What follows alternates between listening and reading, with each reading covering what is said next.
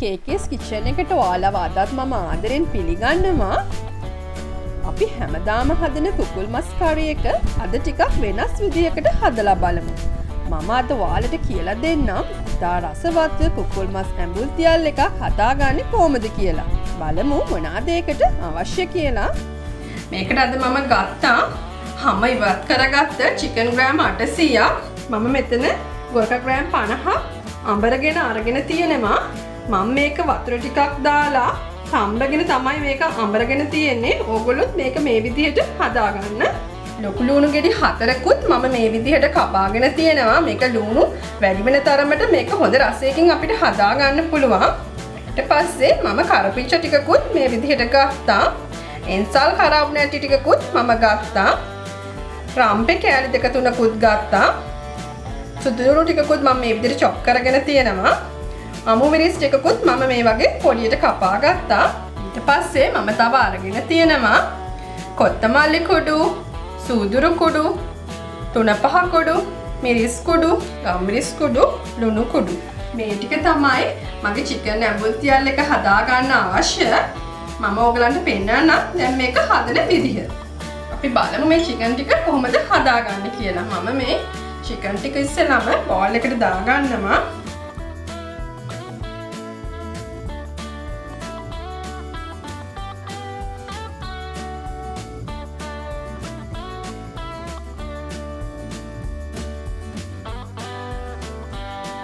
අඹරගත් ගොරක ටිකත් මම මේකට එකතු කරගන්නවා. පස්සේ අපි කපාගත්ත ලුණු ටික,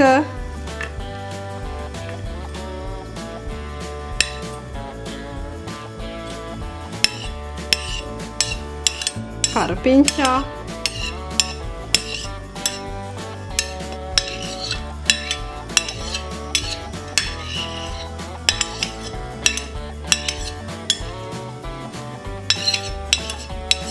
එන්සල් කරවුන ටිකත් මම තලාගෙන ආවා. මම ඒකත් දැන් මේකට එකතු කරගන්නවා.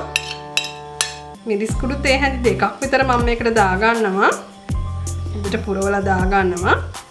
ඊට පස්සේ 3-5 කුඩුත් මම මෙතන තේ හැඳි 2ක් විතර එකතු කරගන්නවා පුරවලා. තේ 2මාරක් විතර අපි එකතු කරගමු. ඊට පස්සේ කොත්තමල්ලි කුඩු තේ හැන්දක් විතර කොත්තමල්ලි කුඩු එකතු කරගමු. සූදුරු කුඩු තේ හැන්දක් මම එකතු කරගන්නවා. පස්සේ ලුණු කුඩු ටික අවශ්‍ය තරමට ලුණු කුඩු දාගන්න. ලුණු කුඩු, ගම්මිරිස් කුඩු ටිකකුත් දාගමු.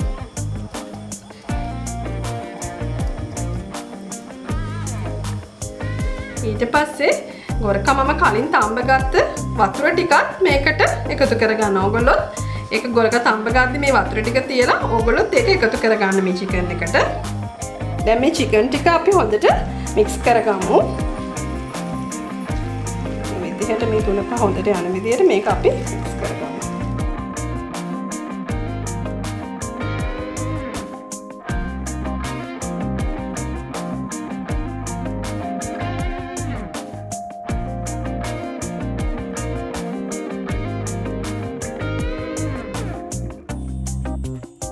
මම මේ චිකන් ටික ඔක්කොම අමුද්‍රව්‍ය ටික දාලා මෙන්න මේ විදිහට හොඳට මික්ස් කරගෙන තියෙන්නේ. ඊට පස්සේ අපි බලමු මේක කොහොමද හදාගන්නේ කියලා.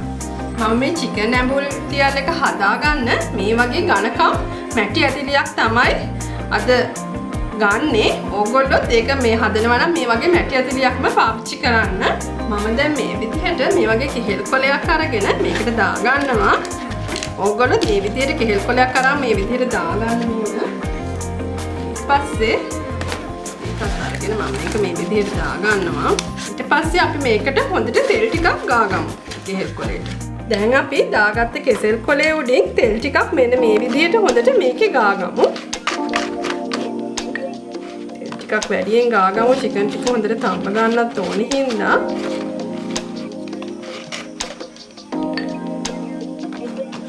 අපි හැමතැනටම තෙල් ටික ගාගමු.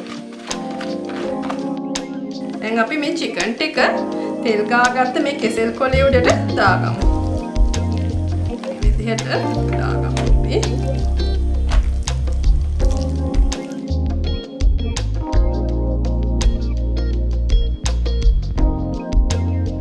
දැන් අපි මේක වහලා හොඳට විනාඩි 45ක් විතර මේක හොඳට තඹගමු.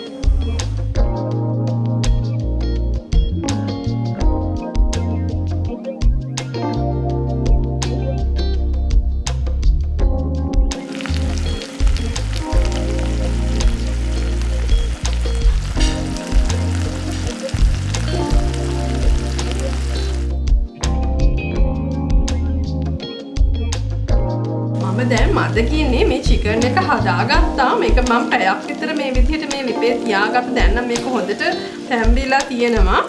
අපි දැන් මේක ලිප ඔෆ් කරගෙන බාගමු. දැන් මේකේ හොඳ සුවඳකුත් එනවා.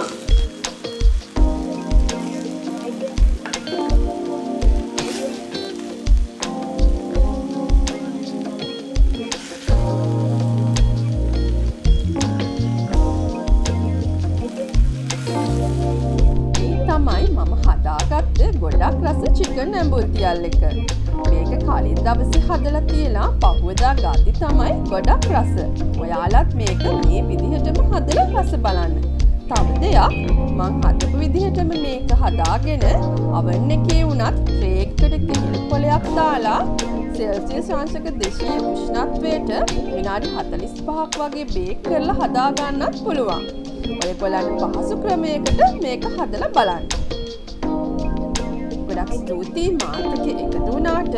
ඔයාලා මගේ channel එක subscribe කරලා නැත්නම් subscribe කරන්න, like එකක් දාන්න, යාළුවොත් එක්ක share කරන්න. ආයෙත් දවසක රස කෑමක් එක්ක ඔයාලව හම්බ වෙන්නම්.